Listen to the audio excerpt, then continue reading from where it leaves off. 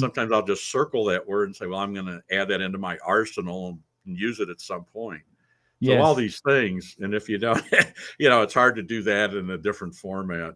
But people like Audible; they listen to it in the car, and they can, That is true. work at home and still listen. And I get that. Yes.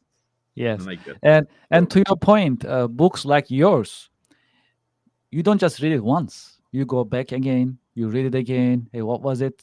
Just refresh the mind.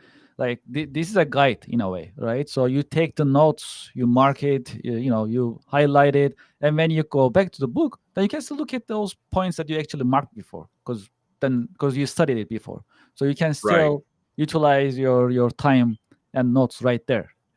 Yeah.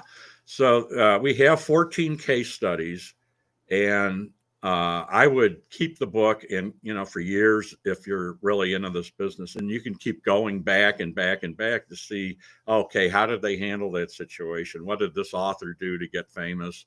How did they promote seminars? How did they sell cars? I mean, it's all in the book. How did they sell reservations at a dog kennel? I mean, that's in the book. We worked with a kennel here in St. Louis. So it's all there. And I have a book of case studies from many years ago, and I still have it. And occasionally I'll return back to it and say, gee, how did they handle this? And the book's like 20 years old, but there it is. And so this is something you'll just hang on to. It's not like you're just going to take a book, thumb through it and throw it away. There's some value here for the long term.